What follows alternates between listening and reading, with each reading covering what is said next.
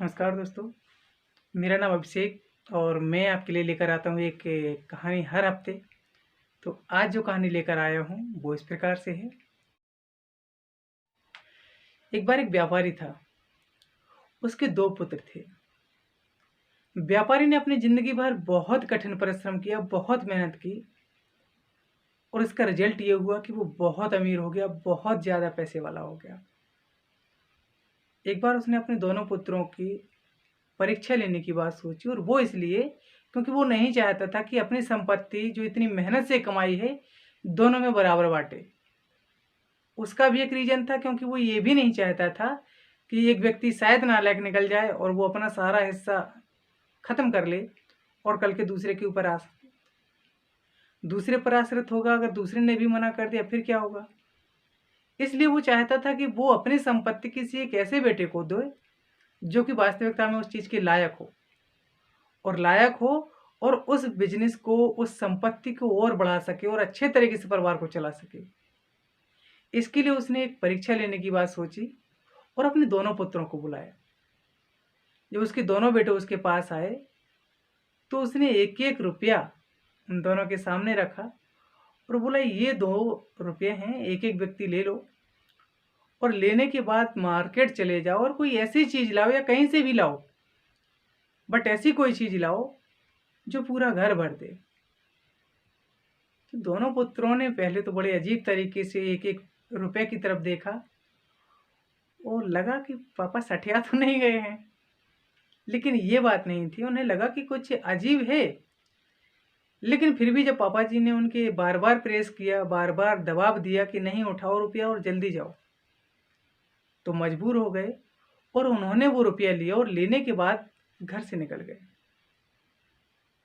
बड़ा लड़का जो था वो सीधे मार्केट गया और ये दुकान, वो दुकान, ये रास्ता, वो रास्ता, हर रास्ते में उसने हर एक दुकान के अंदर घुस के देखा, लेकिन उसे कहीं भी कोई ऐसी चीज़ नहीं दिखाई दी, जिसके आधार पे वो ये सैटिस्फैक्शन महसूस कर सके या संतुष्ट हो सके कि इससे पूरा घर भर सकता है।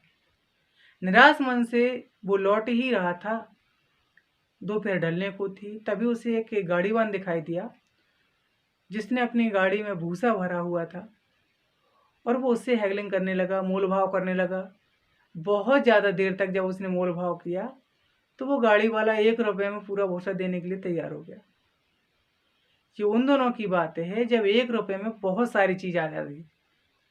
हमने भी अपने बचपन में 5 रुपए में मेला घूम लिया है और हमारे गार्जियंस ये बताते हैं कि उनके समय में उनने 1 रुपए से भी कम पैसे में बहुत कुछ खरीद के रखते थे। तो ये पुराने दिनों की बात है जब 1 रुपए में 1 गाड़ी भूसा भी आ सकता था। आज के मॉडर्न ज़माने की बात नहीं है, आज तो महँगाई बहुत ज़्यादा है। जब वो व्यक्ति एक भूसे वाले को तैयार कर लेता है, तो बड़ी उम्मीद जागती है उसके अंदर कि शायद इससे भूसे से घर हमारा भर सकता है। लेकिन लेकर आता है जब भूसे की गाड़ी खाली करता है वो फर्श पर, तो देखता है कि फर्श, पूरे घर का फर्श भी अच्छे तरीके से नहीं ढक पाया। तो बहुत निराश होता है, 1 रुपए भी खर्च हो गया था, दिन भर यूँ ही बढ़े रहे, लेकिन रिज़ल्ट कुछ अच्छा बेहतर नहीं आया और पूरा घर तो ठीक है, फर्श भी नहीं ढका। तो निराश होकर वहीं बैठ गया। दूसरा वाला जो लड़का था, वो डायरेक्ट मार्केट ना जाके बड़ी उधेड़-बुन में था और नदी किनारे निकल गया। नदी किनारे बैठे-बैठे कंकड़ उठाता, नदी में मारता, फिर उठाता, फिर नदी में फेंकता और ऐसे विचारों की लहरें उसके अंदर आती गईं कि ऐसा हो नहीं सकता है कि अगर पिताजी ने 1 रुपया दिया है तो उनके पास ज़िंदगी का अनुभव है। उन्होंने अपनी पूरी ज़िंदगी निकाल दी खरीद-फरोख्त करते हुए और जब खरीदारी करते-करते उनने 1 रुपया आज हमें दिया है तो किसी विश्वास के साथ ही दिया होगा। और ये तो श्योर-सी बात है कि अगर उनने 1 रुपया दिया और ये चीज़ कही है कि इसमें कोई घर भरने वाली चीज़ लाओ, तो 1 रुपये से घर भरा जा सकता होगा, श्योर-सी बात है। लेकिन क्या है वो चीज़? उसे समझ नहीं आ रहा था। दिन भर कंकड़ उठा के फेंकता रहा, फिर उठा के फेंकता रहा और यही करते-करते, बैठे-बैठे पूरा दिन निकल गया। सोचते-सोचते उसके माइंड में कोई ऐसा ऑप्शन नहीं आया जो उसके लिए सही साबित हो सके।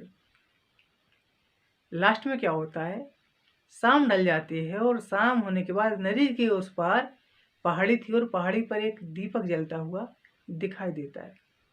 शायद पहाड़ी पर कोई मंदिर रहा होगा। और मंदिर में जब उस दीपक को देखता है वो इतने दूर से, तो उसके अंदर एक आशा की किरण जाग जाती है और वो बहुत जल्दी से खड़ा होता है, एकदम से उमंग से भर जाता है, जैसे कोई नई चीज उसके माइंड में सूझ गई हो। और वहां से डायरेक्ट सीधे मार्केट जाता है। मार्केट भी बंद होने वाला था। सीधे जाके दुकान से 1 रुपए में कैंडल्स लेता है और एक माचिस लेता है। अब अगर ये गाड़ी भूसा आ सकता तो आप समझ सकते हैं कि कैंडल्स भी कम नहीं आते होंगे, शायद इतनी ढेर सारी कैंडल्स आ गए होंगे। और एक माचिस लेता है और जल्दी से घर आता है। घर में भी आता है तो आते आते उसे शाम हो जाती है और शाम के बाद अंधेरा थोड़ा ज़्यादा हो जाता है। तब वो आता है और प्रत्येक कमरे में 2-2, 3-3, 4-4 कैंडल्स खड़ी कर उन सभी को लिट कर देता है, आग लगा देता है, जला देता है। और जब वो सारी कैंडल्स जलती हैं तो पूरा घर रोशनी से भर जाता है, जगमगा जाता है। जब ये चीज़ उसके पिताजी देखते हैं तो उन्हें बड़ा अच्छा लगता है, बहुत गर्व महसूस होता है कि हाँ, मेरे एक बेटे ने नहीं कर दिखाया तो एक बेटा जरूर मेरी सारी उम्मीदों पर खरा उतरा और उसने वो सारी चीज कर दिखाई जो मैं चाहता था। और अपनी पूरी संपत्ति उसने उस बेटे के नाम कर दी, क्योंकि महसूस हो गया कि ये उस संपत्ति को अच्छे तरीके से सहेज के रखेंगे, सही दिशा में खर्च करेंगे। ठीक है, ये तो थी कहानी। अब कहानी में छुपी एक मोरल आती है। मोरल ये कि जैसे उस व्यापारी ने अपने दोनों बच्चों को, दोनों पुत्रों को 1-1 रुपया दिया था। वो व्यापारी था, एक इंसान था, और उसने 1-1 रुपया दिया और कोई ऐसी चीज मांगी जिससे पूरा घर भर सके। वैसे ही रुपए भगवान ने हम सभी को दिए हैं, लेकिन ये रुपए वो नहीं हैं जिनसे हम मार्केट की कोई चीज खरीदें, बल्कि ये रुपए हैं हमारे अंदर दी गई भगवान द्वारा वो ताकतें, वो क्षमताएं जो सिर्फ हमारे अंदर है।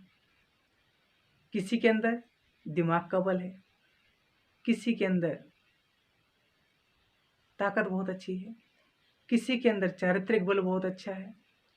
और ये क्षमताएं हम किस दिशा में खर्च कर रहे हैं ये डिपेंड करता है हमारे ऊपर। हम अपनी क्षमताओं को कहीं भूसा खरीदने में तो नहीं लगा रहे हैं। अगर हमें कोई क्षमताएं भगवान ने दी हैं, ये चीज तो कन्फर्म है कि भगवान ने आज तक जो भी चीज बनाई, इंसान कोई चीज बनाता है तो कोशिश करता है कि बुरी ना बने और वो किसी ना किसी तरीके से लायक ही हो। तो भगवान कैसे नालायक चीज बना सकता है? और अगर वो उसने सारी चीजें लायक ही बनाई हैं तो इतने सोच समझ के बनाई हैं जितना हम और आप शायद नहीं सोच सकते हैं। हम और आप अगर कोई चीज बनाए तो उसमें डिफरेंस रखते हैं, लेकिन भगवान जितना डिफरेंस रखते हैं शायद उतना नहीं रख सकते।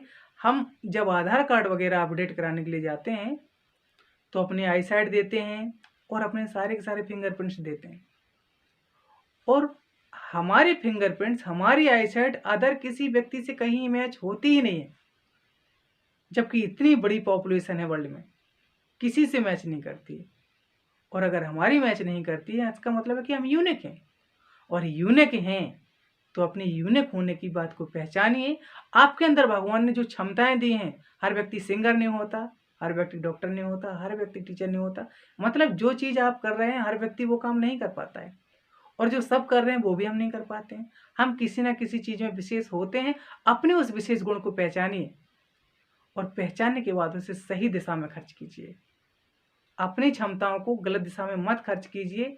आपने देखा होगा कि सूरज से किरणें आती हैं और वो किरणें वैसे पूरी धरा पर फैलती हैं लेकिन कहीं आग नहीं लगती, लेकिन जब फोकस हो जाती हैं, एक लेंस से होकर गुजरती हैं और आप उसके नीचे अगर कागज भी रख देते हैं तो ही जलने लगता है। ये सिर्फ कमाल है फोकस का। आपके अंदर जो क्षमताएं भगवान ने दी हैं उन्हें एक अच्छे स्थान पर फोकस कीजिए, अच्छी दिशा में फोकस कीजिए और देखना रिजल्ट बहुत अच्छा आएगा। अगर कहानी अच्छी लगी तो इसको अपने जीवन में, अपने व्यवहारिक जीवन में भी जरूर उतारें और ये चीज़ अपने दोस्तों, अपने भाइयों, अपने सगे संबंधियों तक जरूर भेजें। कहानी अच्छी लगी तो वीडियो को लाइक, शेयर और चैनल को सब्सक्राइब जरूर करें। धन्यवाद। जय हिंद।